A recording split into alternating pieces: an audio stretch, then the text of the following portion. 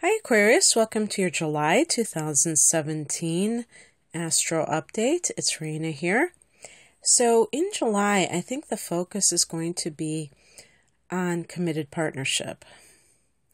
And this can work different ways. If you're in a relationship that's troubled, you are going to have two new moons in the 7th house, which is the house of marriage and related types of committed relationships. Can also be business partnerships, clients, some legal situations.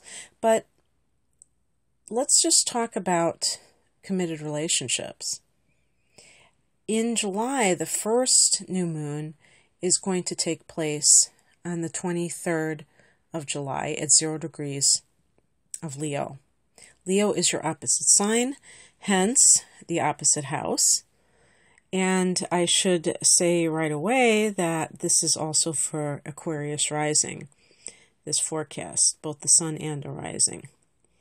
Now, in addition to that, of course, the new moons are new beginnings.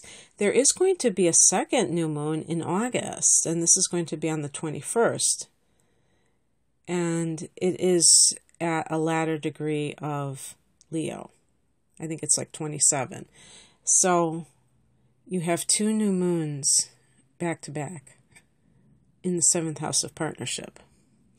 I maintain that sometimes a new development in a marriage is getting divorced.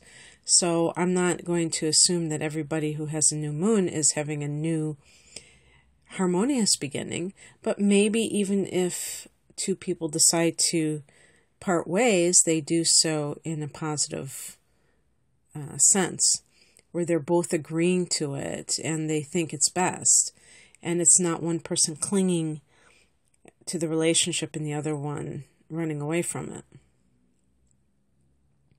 So aside from that new moon, we're going to have Venus, the goddess of love and beauty, go into the sign of Gemini on the 4th of July, which of course is a holiday in America, Independence Day. And for Aquarius, this is your 5th house of romance. So this kind of is what I'm talking about, where perhaps you have some sort of new love coming in, or at least new interest, and you still have all these issues with a committed partner. So you have this kind of history with that person, and that is indicated with these other transits, and yet you have this new influx of romantic energy in your 5th house of romance. The 5th house isn't just romance, though. The 5th house can be creativity, it can be children, it can be sports and other amusements, can be a home business. So perhaps it's influencing you in a totally different way. Until the 4th, Venus will be in that 4th house of home and family. And Mars traveled through there first. So you may have had some kind of falling out or conflict with parents, or some sort of situation on the home front that was full of conflict of some sort. And for some people, it may simply have been a remodeling project. Sometimes Mars can indicate, doing a lot of tear downs, activity in the home. And now the beauty comes in, Venus. Harmony restored, and you will be able to enjoy your home starting on,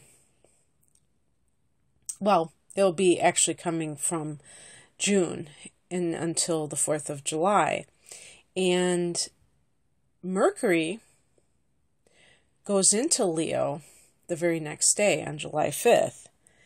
And so Mercury has been in your 6th house of health until that date of the 5th. Mercury in the sixth house means that, now did I say fifth? I want to make this clear because I'm kind of saying all these things. Mercury goes into your seventh house on the 5th of the month. Okay, get that straight. And until that date, it has been in your sixth house of health. Okay, so one thing I should mention is that Venus also goes into that sixth house at the very last day of the month, on the 31st. And before that, Mercury goes into that house on July 5th. And Mercury actually rules the sixth house because it rules it in the sign of Virgo. And so diet is indicated, and maybe even looking, researching. A lot of times they say retrogrades is a good period to research, but anytime that you have Mercury in a house, there may be some kind of mental activity going on about whatever topic is connected to that house.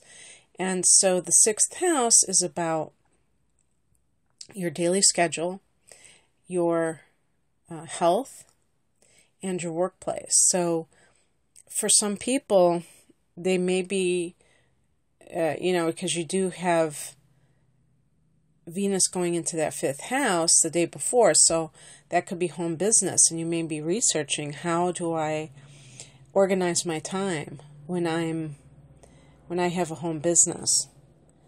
And they have books like the 4-Hour Work Week or something like that, and you may be reading books like that to kind of research what it's like and how you can manage it and things like that.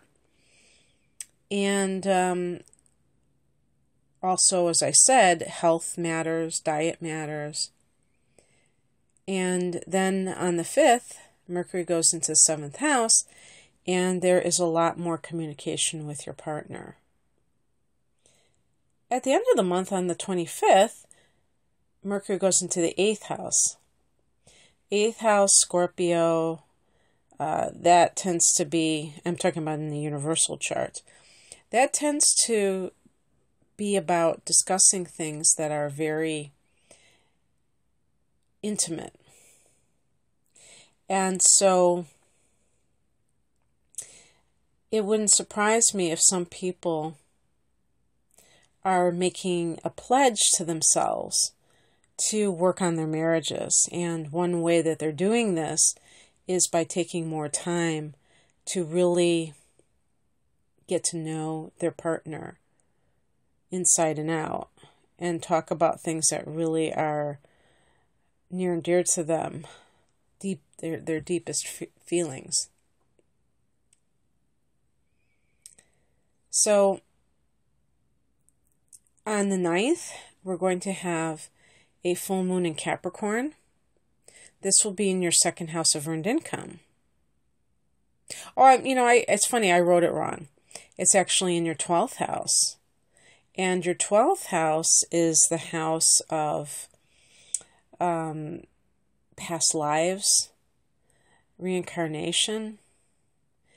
It's the house of your deepest secrets, and this can be stuff that you've sublimated. It's not that you're necessarily conscious of what these secrets are. It's the house of undoing, so it can connect to things like addictions, the things that hold you back from achieving your goals fully. This particular full moon, which I have done a separate video on today, I shouldn't have said today, because today for me might be 2 weeks from now for you. But I did a video on the full moon by itself, because although when it's exact it won't be a conjunction with transiting Pluto, it still will be in the ballpark and, during that day. And Pluto is all about transformation. The full moon is, or can be, about endings.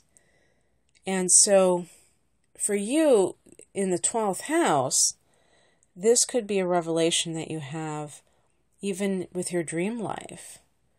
about some of the things that maybe you don't deal with on a regular basis. So pay attention to your dreams around the time of the 9th, because that could be quite revealing to you. And it probably would be a great time to let go of a bad habit too. Mars goes into Leo on the 20th of the month. So Mars is in that 6th house of health and the workplace, and then it goes into your committed partnership sector. When Mars is in the 6th house, you may start an exercise routine, anything that's health related, but also physical, vigorous, maybe weightlifting. Maybe you decide to walk a lot or jog. But whatever it is, you're going to be moving a lot. And it could be I'm talking about for health. And the other thing about this as well is if you're working in an office, there could be conflict with Mars in this house. So that's something to keep track of. But don't fret, because on the 31st, as I stated, you have Venus going into that sector. So Venus will make nice and make everything all better. When Mars goes into the 7th house, that could bring conflict with love partners. Talking about committed relationships longer term than when you're on the dating scene. And it can also bring legal matters in an active state. So maybe somebody had filed for divorce and never followed through, and now it's on again. Maybe you're fighting over the same old crap. I know that's a very spiritual word, isn't it? So I said to you that the new moon is on the 23rd at 0 degrees of Leo. New beginning in this area of love, however it plays out for you. But there's also the North Node that's going to be transiting through your 7th house for the next year and a half. So Aquarius, whether you are single right now or whether you're in a marriage, maybe you're getting out of one, maybe you're just starting to date again after getting divorced, whatever's going on, the North Node transiting through your 7th house could mean meeting your soulmate and getting married, or being committed as a couple within this next year and a half, that you really meet that person that you're fated to meet. The North Node has a certain quality about it that is like meeting up with fate, but I see it as a good thing. And in Leo, romance is never far away from whatever is going on, because Leo is a very romantic sign. Fire sign. Fixed sign, so very loyal, very very loving, enduring love. So this is shaping up to be a romantic period for you, Aquarius, in one way or the other. And I think I'm going to leave it there. Right now, I'm offering a natal chart interpretation. And you can find out more information and order if you'd like. This is an hour-long reading.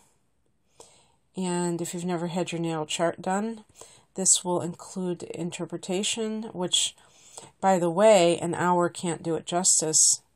Well, it can do it justice, but it can't begin to be the ultimate, because you know what? You could go on and on with the natal chart. I try to look at the areas that people are basically interested in, but it's very interesting to see the different emphasis of each person in certain areas of their life. And so I have a link below to my website. It's rainamoonastrology.com. Otherwise, I wish you all the best in July. Bye.